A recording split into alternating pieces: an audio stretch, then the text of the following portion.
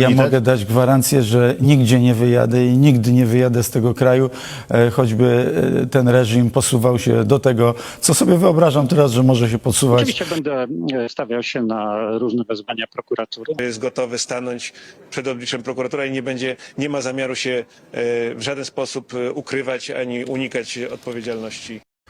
Cześć, witam Was serdecznie. Moi drodzy, dzisiaj zacznę od dobrej wiadomości, czyli o Mendzie Mateckim, który jest wniosek o usunięcie, znaczy pozbycie go immunitetu, aresztowanie i wsadzenie do paki. No powiem Wam, że już dawno mi tak nic fajnie dnia nie zrobiło. Ale o tym za chwilkę, bo pozwólcie, że najpierw ogłoszenia parafialne. Na początek chciałbym bardzo podziękować mojemu widzowi Jebaka Pizdy za wpłatę. Bardzo Ci, kolego, dziękuję, bardzo to doceniam. Tylko nie wiem, czy wpłaciłeś to, bo chcesz iść do nieba, czy po prostu postawiłeś mi kawę. Tak czy inaczej, jestem ogromnie wdzięczny i bardzo Ci za tą wpłatę dziękuję. Kolejna sprawa, to Wam wszystkim również bardzo dziękuję za komentarze, za to, że uczestniczycie w tym kanale. Dajecie mi kopa do robienia dalszych materiałów, naprawdę dajecie mi solidnego kopa i z wielką przyjemnością te materiały dla Was robię.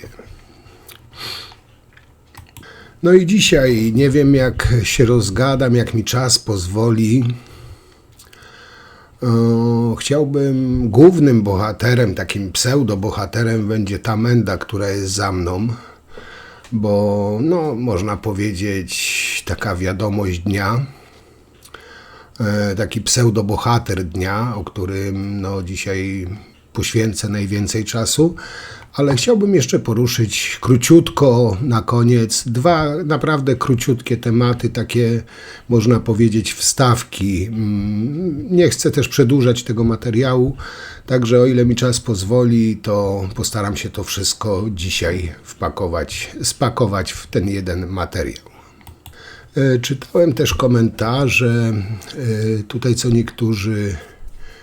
niektóre osoby, niektórzy z moich widzów mówią, że kurczę, no poświęcam czas na robienie tych filmów i tak dalej, że i pracuję zawodowo, no dom, rodzina i jeszcze to. Ale powiem Wam tak, jak ja to widzę i dlaczego to robię, bo według mnie, jak dla mnie, walka z PiS-em jest moralnym obowiązkiem każdego przyzwoitego Polaka. Takie jest moje zdanie. O kurwa! Okej, przejdźmy do tej kanali, bo ja inaczej go nie potrafię nazwać, jak tylko kanalią Mendą, bo dla mnie na miano człowieka on nie zasługuje. Jak wiecie, jak pewnie słyszeliście, no Mateckiemu z jego wrednej, fałszywej mordy, no Bodnar star uśmieszek, jego tępy uśmieszek, głupkowaty uśmieszek. Teraz Matecki już tak nie kozakuje. No i przyszła pora właśnie na tą kanalię Mateckiego. Byli dyrektorzy Józef K., Andrzej Esz, Michał C. będą sypać, są już aresztowani i będą śpiewać jak skowronki. Matecki już ma pełne gacie, choć do końca rżnie takiego wielkiego bohatera, że stawi się przed prokuraturą, że nie ucieknie na Węgry i tak dalej. Ja obstawiam, że nie ma na tyle jaj, żeby zostać. Szumowski też miał nie uciekać, miał się stawiać. Oni wszyscy są mocni w gębie, jak przychodzi co do czego, to podkulają ogon pod dupę. Oczywiście bardzo bym chciał, żeby Matecki nie wyjechał, żeby odpowiedział za swoje czyny. Bo już nieraz mówiłem, że karma to jest prawdziwa suka i wcześniej czy później dopadnie każdego. Takie mędy jak Matecki Matecki, Ziobro i ta cała mafia, banda przestępców bezpodstawnie krzywdzili innych ludzi. Teraz przyszła zapłata za to, co robili. Ich bezkarność powoli się kończy. Przypomnę, że minister sprawiedliwości Adam Bodnar, poinformował we wtorek na portalu X, że złożył wniosek do marszałka Hołowni o uchylenie przez Sejm immunitetu posła Dariusza Mateckiego, ciężko mi to przeszło przez gardło, posła, oraz zgodę na jego zatrzymanie i tymczasowe aresztowanie. I tutaj wielkie brawa. I powiem wam, że nareszcie biorą się za tego szczecińskiego hejtera, złodzieja i bezczelnego kłamcę, który swoim bandyckim szczuciem przyczynił się w jakimś tam stopniu do śmierci nastoletniego Mikołaja, syna posłanki PO Magdaleny Felix. Matecki za swoje hejterskie zasługi został nagrodzony przez Ziobrę miejscem na listach wyborczych PiS do Sejmu, jak wiecie. Dzięki wdzięczności Ziobry został zainstalowany w spółce Skarbu Państwa, czyli Lasy Państwowe, skąd podobnie jak i reszta ziobrzystów, nie kiwnąwszy nawet palcem, wyciągnął kilkaset tysięcy złotych. Matecki wspólnie z tą ziobrową przestępczą bracią brał też aktywny udział w rozkradaniu pieniędzy z Funduszu Sprawiedliwości. Ta zwykła menelska szuja jest dobitnym przykładem skrajnej ignorancji moralności, etyki i takiej uczciwości pisowsko-ziobrowskich polityków oraz przedstawicieli tych mafii zajmujących wysokie stanowiska w rządzie, w Sejmie i w gospodarce. Jeden poseł ze stajni Ziobry, niejaki dachowiec, taki poseł po dachu biegał, chyba będzie miał problemy. Fikcyjne zatrudnienie i przyjęcie ponad 160 tysięcy złotych i już dzisiaj zatrzymani 3 byli dyrektorzy z Lasów Państwowych, a to pewnie nie koniec. Oni naprawdę myśleli, że państwo to ich własność. Zatrudniali swoich ludzi, płacili im z publicznej kasy, a ci nie świadczyli pracy. Takiego dziadostwa i takiego przekręciarstwa po 1989 roku jeszcze nie było. Wszyscy muszą ponieść konsekwencje. Służby, prokuratura, sądy. Taka jest kolejność działania. Nikt nie jest ponad prawem. Ludzie Ziobry i Kaczyńskiego też nie będą. Tak pokrótce przypomnę wam, jak się zaczęła kariera Mateckiego w tej zorganizowanej grupie przestępczej jak Solidarna Polska i PiS. Rok po wygranych przez PiS wyborach Matecki zostaje zatrzymany przez patrol policji w Szczecinie na ulicy Krzywoustego. Gonił kogoś, miał ze sobą broń, sprawa ląduje w prokuraturze, zostaje umorzona oczywiście, a Matecki zostaje żołnierzem Ziobry. Tak już wam kiedyś wspominałem, taka stara, stalinowska metoda doboru funkcjonariuszy reżimu. Wyciągasz delikwenta z szamba, myjesz, wiążesz krawat, a kwity na niego chowasz do sejfu i jest twój, gotów do największego skurwysyństwa, jakie tylko człowiek może zrobić. No i Matecki idealnie się do tego nadał, jak się okazało, ale jego kariera powoli się tutaj kończy. Matecki jest oskarżony ma zarzuty, między innymi, że działał dla osiągnięcia korzyści majątkowej i osobistej, zacieranie śladów, zawarcie pozornych umów o pracę z Lasami Państwowymi. To są tylko niektóre zarzuty, które Mateckiemu chce postawić prokuratura. Ten cały zgromadzony materiał dowodowy, w szczególności w postaci depozycji podejrzanych i świadków, zapisów elektronicznych nośników informacji oraz urządzeń służących do ich utrwalania, dokumentów, oględzin przedmiotów zabezpieczonych podczas czynności przeszukiwania, w tym m.in. 20 elektronicznych nośników pamięci oraz telefony komórkowe, analizy przepływów finansowych opracowanych przez Generalnego Inspektora Informacji Finansowej, dostarczył podstaw do przyjęcia dostatecznie uzasadnionego podejrzenia o popełnienie przestępstwa przez Mateckiego. W sumie tych przestępstw póki co jest 6, na które są twarde dowody. Rzecz jasna, sam Matecki uznał, że to jest atak, że to jest polityczne, że nielegalna prokuratura, bla, bla, bla, bla. Wiecie, standardowe teksty pisowskich złodziei. Kolejny kryształ, kolejne, nie wiem, modły, kwiaty będą pod aresztem. Oczywiście, o ile nie zwieje na Węgry. Tutaj jak widzicie, w reakcji na skierowanie do Sejmu wniosku o uchylenie immunitetu Mateckiemu, Matecki oświadczył, że wszystkie zarzuty wobec niego są skrajnie absurdalne i nieprawdziwe. Standard. Matecki ogłosił, że się do nich odniesie, szczegółowo się odniesie. Napisał też, i tutaj uwaga, że mógłby uciec na Węgry, ale tego nie zrobi. Powiem wam, że jakoś nie do końca w te zapewnienia wierzę osobiście. Bo coś mi się wydaje, że do jutra tego generata nie będzie już w kraju.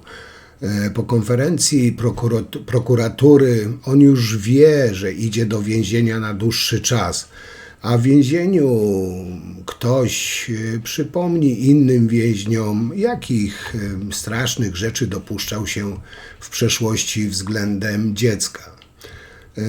Więźniowie nie bardzo lubią, tolerują takie mędy, które wykorzystują dzieci w taki czy w inny sposób. Nie mówię tu teraz o wykorzystywaniu seksualnym, ale nawet do swojej wrednej propagandy, do szczucia na innych ludzi. U więźniów dziecko czy matka jest świętością. Matecki tych zasad nie przestrzegał. Także podejrzewam, że koledzy spod celi będą mieli co robić z tym, o ile nie zwieje na Węgry, z tą pulchną mędą. Prokurator generalny Adam Bodnar złożył wniosek o wyrażenie przez Sejm zgody na pociągnięcie posła Dariusza Mateckiego do odpowiedzialności karnej oraz jego zatrzymanie i tymczasowe aresztowanie. Oto, co napisał w mediach społecznościowych Adam Bodnar. Przekazałem dzisiaj do marszałka Sejmu RP wniosek o uchylenie przez Sejm immunitetu posła Dariusza Mateckiego oraz zgodę na jego zatrzymanie i tymczasowe aresztowanie. Wniosek jest efektem pracy zespołu śledczego nr 2 Prokuratury Krajowej, wyjaśniającego aferę Funduszu Sprawiedliwości wraz ze sprawami powiązanymi. Poseł ma m.in. usłyszeć zarzuty dotyczące podjęcia działań w celu osiągnięcia korzyści majątkowej i osobistej polegających na konsultowaniu z urzędnikami Ministerstwa Sprawiedliwości warunków ofert stowarzyszeń Fidei Defensor oraz Przyjaciół Zdrowia przed formalnym złożeniem tych ofert w konkursie na dotacje z Funduszu Sprawiedliwości. Podjęcia działań w celu osiągnięcia korzyści majątkowej i osobistej zmierzających do wskazania wbrew zasadom ogłoszonego konkursu określonych organizacji jako tych, które mają otrzymać dotację celową. podjęcia czynności mających na celu udaremnienie oraz utrudnienie stwierdzenia przystępnego pochodzenia środków płatniczych w kwocie nie mniejszej niż 447 500 zł. Zawarcia z Centrum Informacyjnym Lasów Państwowych oraz Regionalną Dyrekcją Lasów Państwowych dwóch pozornych umów o pracę oraz poświadczenia nieprawdy w dokumentach potwierdzających wykonanie pracy, która w rzeczywistości nie była wykonywana. Zarzuty oparte są na obszernym materiale dowodowym. Liczę na sprawne rozpatrzenie wniosku przez Sejm. Co sądzicie o tej sytuacji? Dajcie znać w komentarzu. Tak czy inaczej, moi drodzy, Matecki, ten pisowski złodziej, hejter, już tak się bezczelnie, głupkowato nie uśmiecha. Jest wniosek prokuratury o uchylenie immunitetu tej kanali, zatrzymanie i areszt. Zarzuty: wyłudzenie milionów z Funduszu Sprawiedliwości i fikcyjne zatrudnienie w Lasach Państwowych. Dla mnie osobiście, co już niejednokrotnie wam to też powtarzałem i podtrzymuję to cały czas, Matecki dla mnie jest jedną z podlejszych osób w polskim Sejmie. Dla mnie to jest wyjątkowa kanalia, hejter, złodziej, oszust, manipulant. No rzecz jasna, ta pisowska gadzinówka, jak Republika, czy w polityce, no murem za Mateckim, biedny, pokrzywdzony. W ogóle w polityce, w portalu Polityka wyczytałem tak krzyczący tytuł: tylko u nas, poruszające wyznanie Dariusza Mateckiego. Wiem, że pójdę siedzieć, ale nie wyjadę z Polski, mam tu małego syna, nic złego nie zrobiłem. No kuźwa, łezka mi się uroniła. No jakie to jest wzruszające, on ma małego syna, on bierze na litość, bo on ma syna. Pani Felix też miała syna, sukinsynu. Powiem wam tak, według mnie należy usuwać z przestrzeni politycznej takich karierowiczów, oszustów, złodziei, manipulantów, opinią publiczną, takich typowych piesków pisowskich, wciąż jeszcze przy korycie partyjnym prezesa i tej całej spółki. I powiem wam, że jeszcze trochę powoli, ale skutecznie ten tak zwany, jak to Duda nazwał, terror sprawiedliwości pana Bodnara uczyni państwo prawa dla Polski i dla naszego narodu. I powiem tak, trzymać. Wiem, że to się wszystko ciągnie, ale no kropla drąży skałę. Nie wiem, pewnie możemy się liczyć z tym, że Matecki nagle ciężko zachoruje i pilnie wyląduje na jakiejś ciężkiej, ratującej życie operacji w Lublinie. W końcu po Kaczyńskim łóżko się już zwolniło. Leczył się tam Ziobro, leczył się tam nie Szumowski, tylko jak ten się, bohater, co zwiał na Węgry, nazywał? Romanowski. No wszyscy tam w Lublinie się w tym szpitalu leczą. A propos Lublina, taką wstawkę wam wrzucę, bo nie wiem, czy wiecie, wojewoda lubelski, oczywiście pisowiec, dał nagrodę dla ordynatora tego szpitala, gdzie leczyli Kaczyńskiego, Ziobrę, Romanowskiego, pewnie teraz Mateckiego. Dostał 170 000 nagrody, mimo że szpital jest zadłużony na 700 000, czy na 700 000 jest zadłużony. No nagroda mu się z pewnością należała. No za ciężkie operacje ratujące życie takim kryształom jak Ziobro czy Romanowski. No a propos Romanowskiego i tej spółki całej złodziejskiej, tak dla przypomnienia wrzucę wam taśmy, jak działała ta mafia i zaraz zakończę temat tej łysej mędy pisowskiej. Kurczę, szef chce, żeby w piątek odpalić ten konkurs. O, to zostawiłeś wisienkę, widzę, na koniec. Teraz pytanie. Rektor Pospieszalski, Lisicki, Rydzyk i lewicowy feminizm. Da się to zrobić jednym. Da się. Co zróbmy? Wrocław jest na 4, Podpieszalski jest na bańkę. Prawicowy ten było 400 000, dopiero sobie wspomniałem. Lisicki, ten była też bańka, nie? Pół miliona było. No, czyli razem z prawicowym to jest bańka. I jeszcze Rydzyk. Tak. Czyli 4, 5, 6, 7. Jest 7. No i do tego dołożymy ewentualnie coś, co byłoby sensownego, żeby było tym miejskiem figowym. Trzeba się bardzo mocno przygotować na działania procesowe. Nie? Ja przygotowałem taki, chyba że macie może gdzieś już tam coś takiego zebranego, jakiś taki materiał, jak się zachowywać, nie? Jak biją o 6 rano, a to wezmą na przesłuchanie. Taki manual. Tak wiesz, nie tylko dla nas, ale to generalnie dla ludzi. No, nigdy nic nie znam, lepiej być przygotowany na najgorsze i być pozytywnie zaskoczony niż odwrotnie. To trudne pytanie, którego ja się na przykład boję? No. Znaczy ja nie wiem, czy ono ma sens, nie? Ale jakby pan poseł powiedział, pan minister powiedział, dlaczego w momencie, w którym bezpośrednio przed albo bezpośrednio po operacji kolan Jarosława Kaczyńskiego otrzymywał dotację z szpital imienia profesora Gruc? A wiecie, jakby to powiedział? Tak? To było przed? To było po? Nie mam ci wiedzy. Nie prowadza kalendarza. Operacji. No dokładnie. Chińskiego. Myślę, że takie operacje są planowane na... Nie. Ja bym powiedział, nie mam takiej wiedzy, to jest koincydencja. Nie, Ale żebyś nie był, wiesz... nie, ale dobrze, że w ogóle mi to tak w przyszło. A tam był jakiś związek?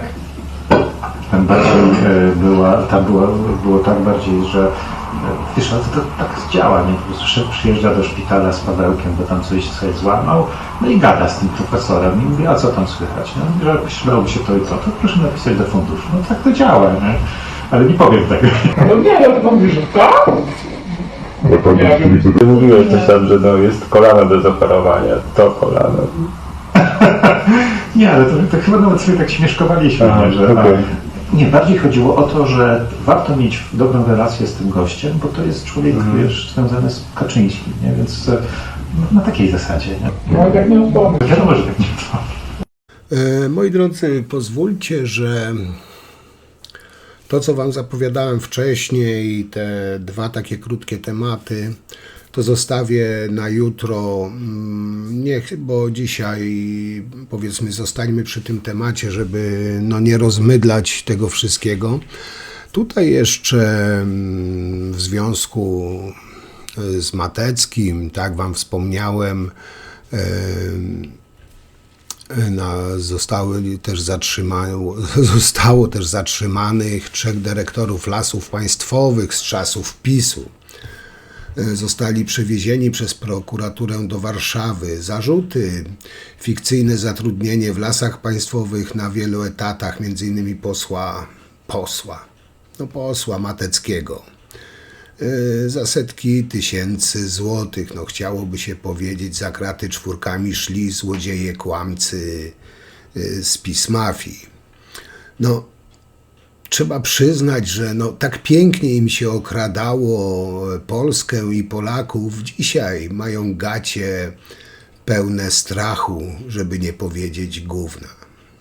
I powiem wam, że nie wiem, czy mogę już pokazywać, czy mogę jeszcze pokazywać gęby tych całych dyrektorów, czy już mają akty oskarżenia, czy nie.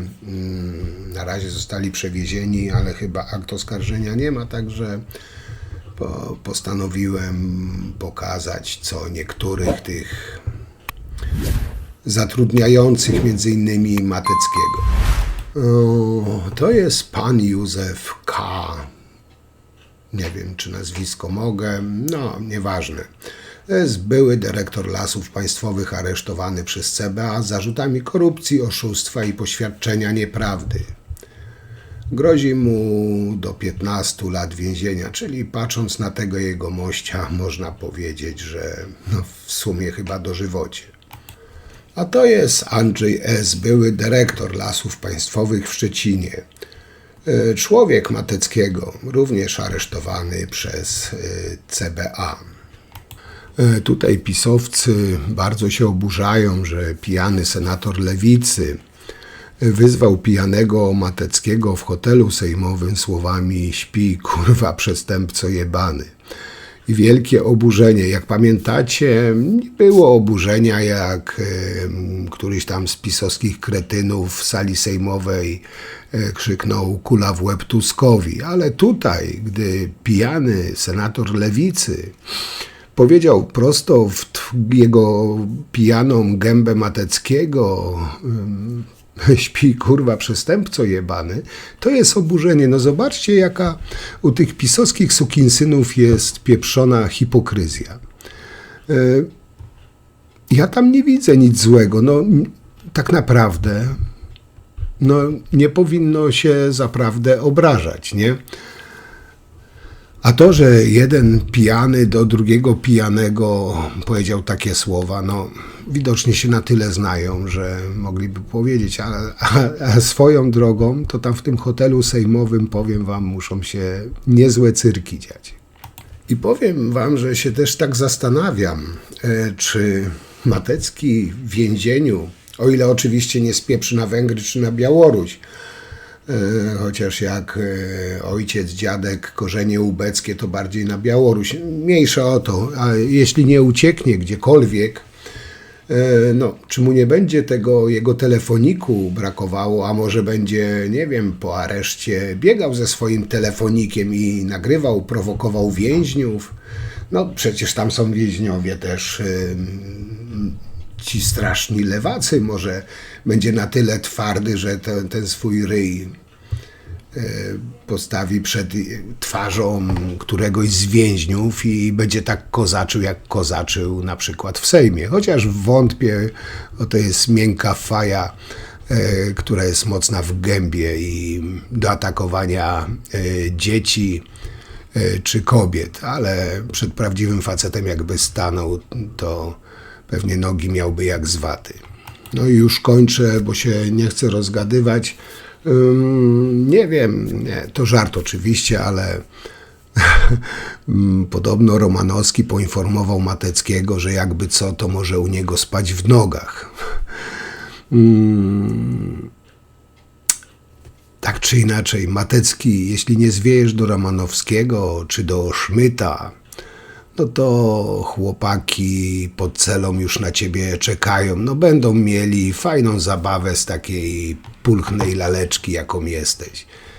Także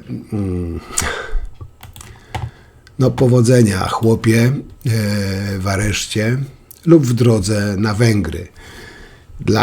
Dla mnie to był news dnia, dlatego się postanowiłem z wami tym podzielić, bo już dawno mówiłem, że powinni się wziąć za tą mędę i zetrzeć mu ten kretyński uśmieszek z jego spasionego ryja. Także na dzisiaj, moi kochani, to tyle. Jak zawsze prośba, piszcie, komentujcie, oceniajcie, czy nie wiem, podzielacie moją radość, że w końcu dobrali się do dupy Mateckiemu. Teraz pora jeszcze na Jakiego i tych resztę, bo tego złodziejstwa jest od groma. I brawo, brawo dla koalicji, mimo że powoli, ale koła młynu wolno mielą, ale skutecznie. Także brawo, zabrać immunitet, aresztować do paki gnoja i niech pozna prawdziwe życie i odpowie za to, co zrobił, tak jak reszta tych całej pisowskiej mafii. Tyle na dzisiaj, wielkie dzięki i do zobaczenia przy następnym materiale. Trzymajcie się, cześć.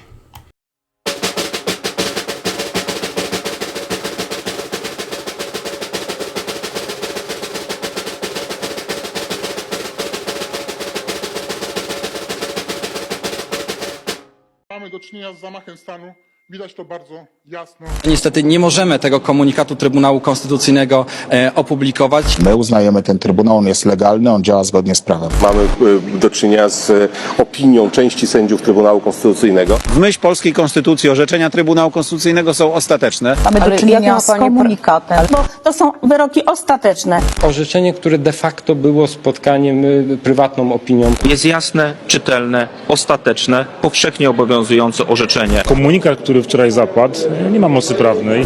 Samo ogłoszenie publiczne wyroku Trybunału Konstytucyjnego na rozprawie jest wystarczające, by uznać treść materialną tego przepisu jako wiążącą. Sędziowie Trybunału są wolnymi ludźmi, mogą się spotykać kiedy chcą, mogą sobie zamówić espresso i ciasteczka. Wyroki Trybunału są ostateczne. Ale państwo kiedyś nie publikowali i mówili, że wtedy nie obowiązuje.